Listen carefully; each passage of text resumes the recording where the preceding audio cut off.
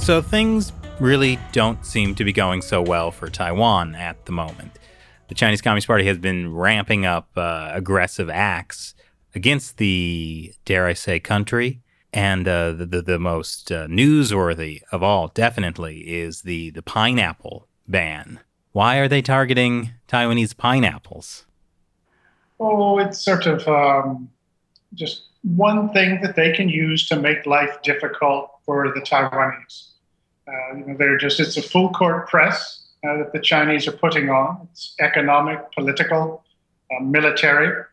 And pineapples just happen to be the thing that got their attention. Like a lot of things the Chinese do, they tend to overplay. So they didn't quite realize that Taiwan was not going to surrender because there was a boycott of their pineapples, and that the rest of the world was not going to roll over either, just over pineapples.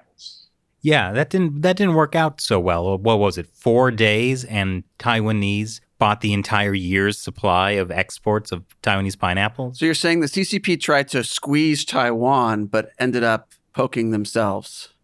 That was a juicing joke, but you don't really juice pineapples that way. Not with your bare hands. It's a bad idea. Xi Jinping can. He can squeeze the juice from a fresh pineapple. It'll be like Mao's mangoes. Exactly. Pineapples. Xi's pineapples. Okay. Don't criticize Xi's pineapples. But it's amazing how the international community kind of got together on this. Like all over the world, there was this big push to buy Taiwanese pineapples. Yeah. You see something similar with Australia when the Chinese in recent months put the pressure on Australian beef, grain, wine, that everyone around the world decided, well, Australian wine may be pretty good. So it actually has a perverse effect. And it tends to discombobulate the CCP when people don't roll over for them and doesn't go according to plan. So it's been interesting to see that. Well, it happens so rarely. I kind of understand why they're surprised. The people stop rolling over, you mean? Yeah. That's right. They just haven't paid off the right people. Do you think that now that this whole pineapple backlash has happened, the Chinese Communist Party is going to ramp up that kind of economic pressure on Taiwan, or are they going to kind of back off?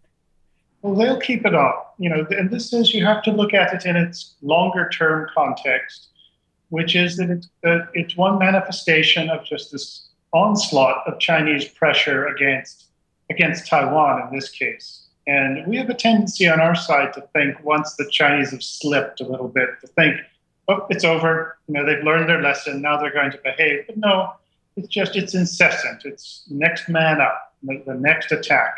And it continues to this day. It just happened to be pineapples the other day, but the military pressure, the Air Force flights around Taiwan, the Navy pushing, and the constant just subversion around the world to have Taiwan's few remaining, the countries that recognize it, have them switch allegiance as well. It really is incessant, and it's on all fronts.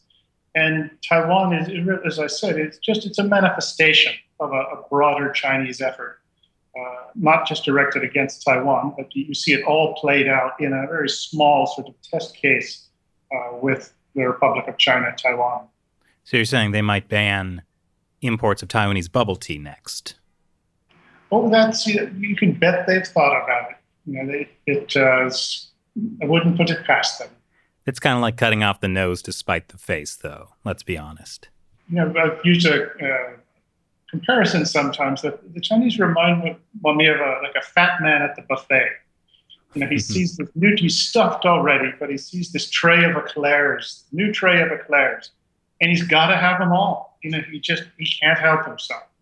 And you see that played out in the way they deal with other countries. And in Taiwan's case, it's just he can't restrain himself, even if he knows it's not good for him. The doctor's telling him, look, you eat more eclairs, you're going to die. He just can't help it. I can sort of appreciate that myself. But at the same time, it does characterize Chinese foreign policy and behavior more than one might think. We laugh about it, but it is kind of true. So is there any way to convince them to stop eating eclairs? You've got to make them, even they will realize And when I say they, I mean that top level of the Chinese Communist Party that run things.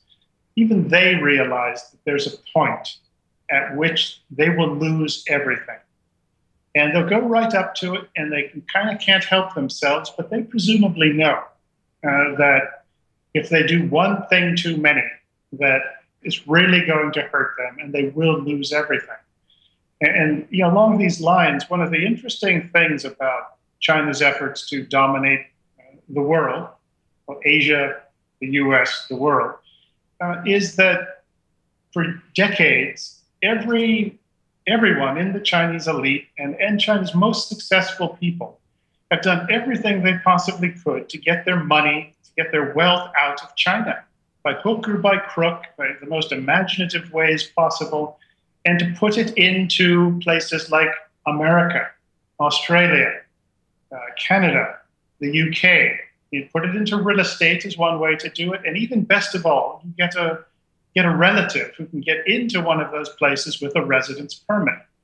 And I can't think of another country that is, say, a rising, powerful country that is resentful and is bent on paying people back, where the most successful people are putting their wealth and a family member and setting up bolt holes, sort of escape hatches, in the countries that they hate the most. And one does suggest that there is an awareness at that level that maybe they just might lose everything and they're going to get out with their bid. So it's all that what I've described as like a futures market of sorts, where the most successful people in that Chinese communist system don't have enough confidence in the system and its future prospects, so that they're moving everything they've got elsewhere.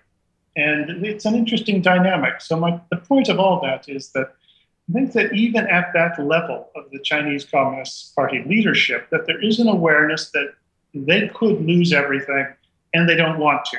And so that's one way of looking at it. But they do, by the time they get to that point, it can get kind of scary.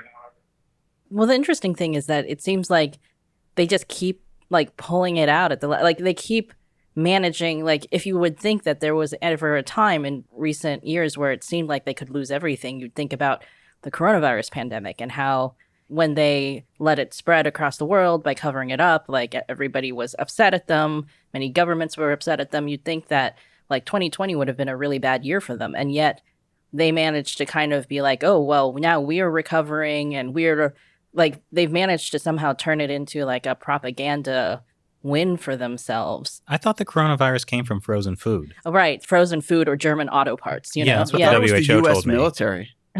Something Well, the World even Health Organization the fact said. that we're talking about this shows that like they've managed to like make people talk about this, right?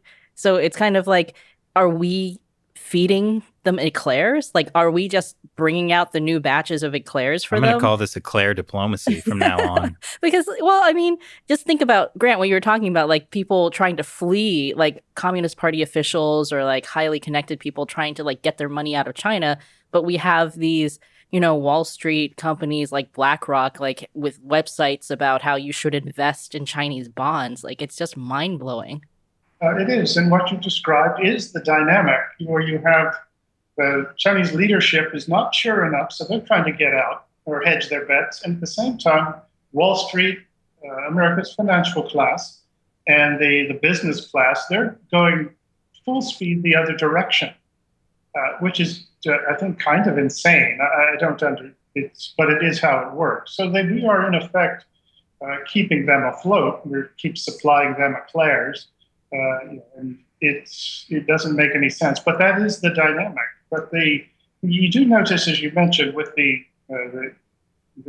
epidemic, the virus thing, that you do see how the Chinese they're incessant, and you got to hand it to them. These are like gamblers who keep doubling down, and they keep bluffing the other side, and they keep at it, and you've got to admire that.